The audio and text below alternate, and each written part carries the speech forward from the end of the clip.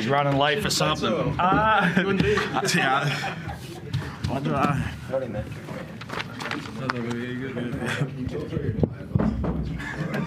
See that?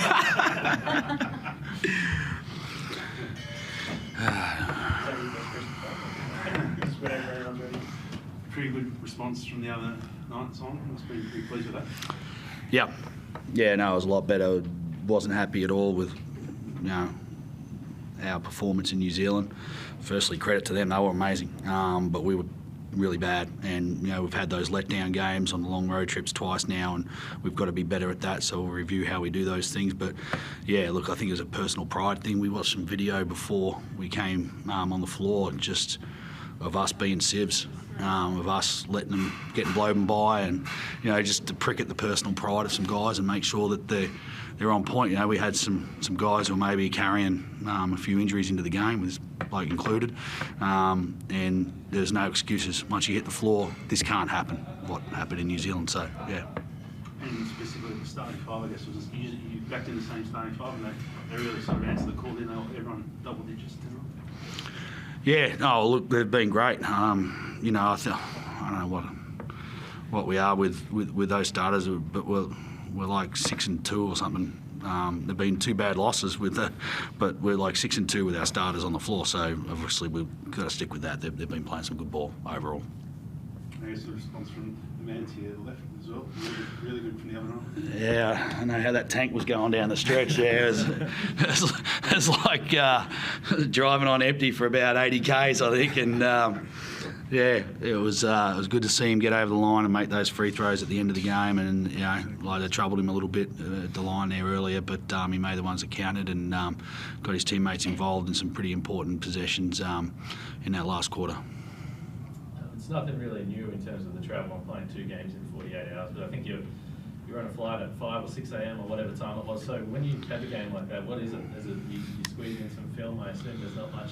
No, yeah. Like so, we jumped on we're up to get to the airport at 4:15 on I don't know what morning it was, Friday morning maybe, and we arrive in Melbourne at 8. So it actually worked out pretty good. The guys were. I know I can talk from my personal life. I didn't even speak to the guys. Like, just go away, get rested, do whatever you can to be ready for today. I know I took half-hour naps every 2 hours to get myself refreshed, and had a great night's sleep last night. So I felt good, and usually if I feel good, the players feeling better. Just Kyle, I know obviously coming back, and he played the 4 minutes. Is he healthy or? Oh, he's healthy. You put your uniform on, you're healthy. I just wasn't happy with his performance tonight. He just didn't look solid to me, I wanted to give some other guys a little chance. So yeah, he'll bounce back. Look, he's a great player, but he was just a little down on form, I thought, and had to give someone else a chance. You referenced the other night in terms of the screens of Browne and Parton and the stuff that New Zealand was able to get offensively out of those kinds of actions. How did you see that tonight as far as the defence and what you wanted to see? Given the lack of preparation, there wasn't a whole lot of discovery for us. Like we played them 2 weeks ago, so it wasn't. We had to go back to the books too deeply. So we had a bit of a game plan that we ran last time, which worked, and we went with it again. Having said that, we went with exactly the same game plan against New Zealand as we did previously when we whooped them. So sometimes it's about the ball going through the hoop and your state of mind. But I thought we did a reasonable job of executing what we wanted to do tonight. It wasn't perfect, but it was good enough.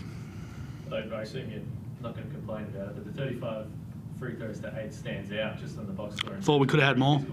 Thought we could have had more. Yep. Thought we could have had more. So I will complain about it. No. We're going at the rim hard. We're pounding it inside. It's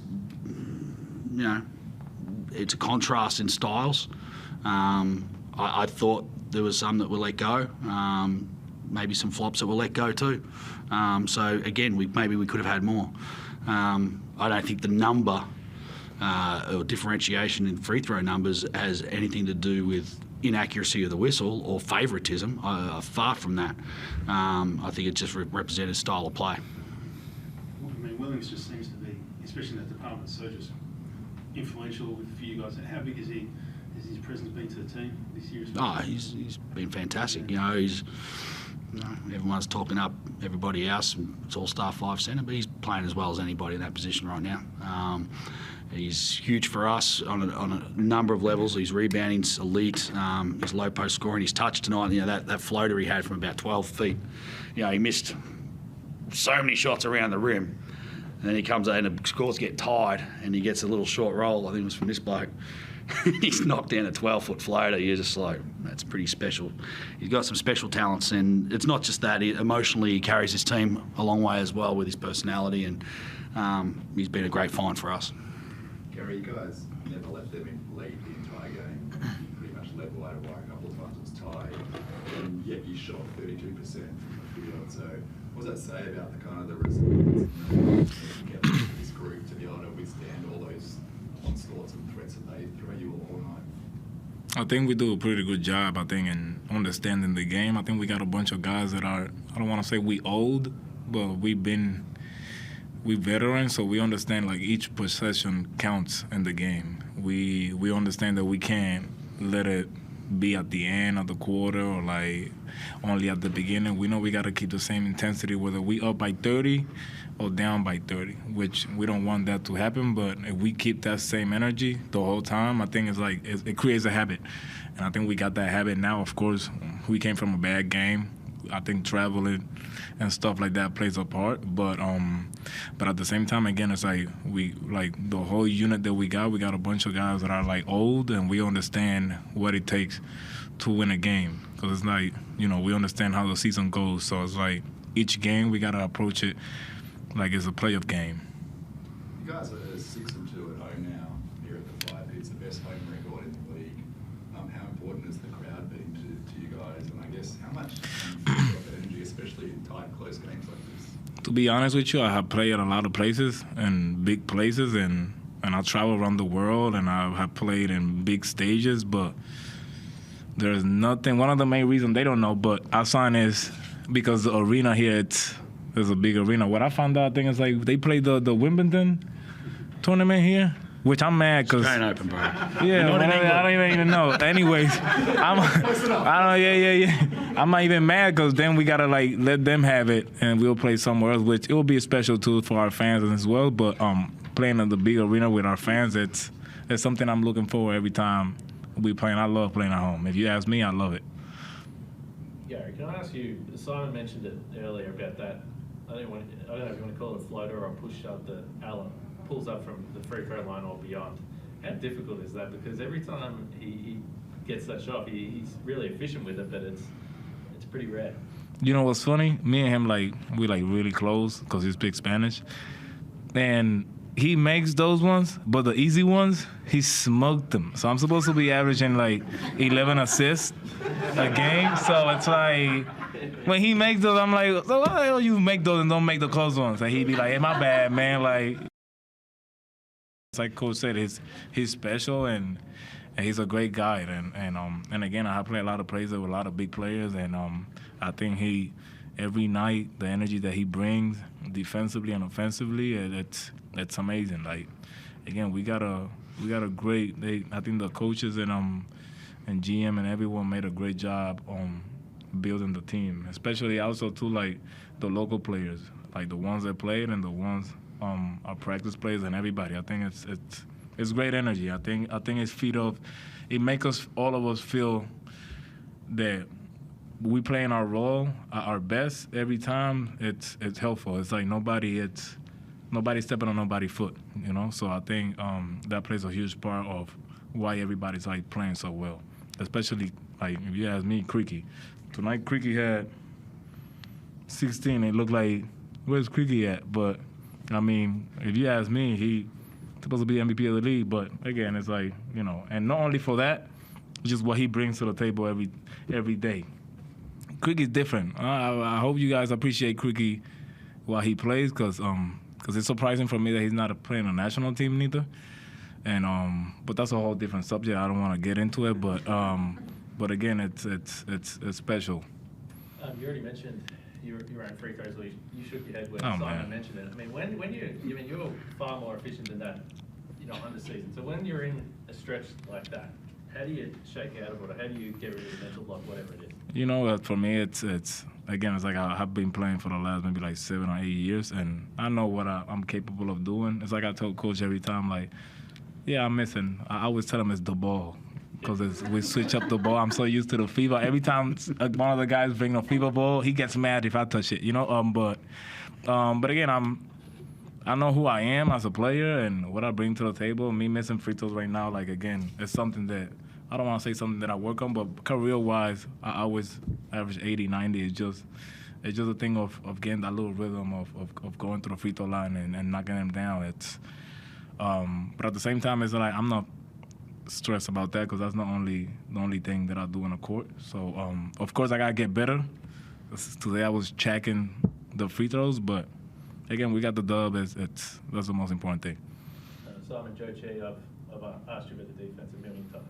But your best rim protector, what will he add? And I think he's pretty close. I'm not sure where he's at right now. Physically, we've been away for a few days, so we'll catch up with him over the next couple of days. He'll do some extra workouts. These guys get the next 2 days off, help their bodies recover. We'll get Joe in the gym, have a look at him, and I'll talk to the medical staff and find out where he's at.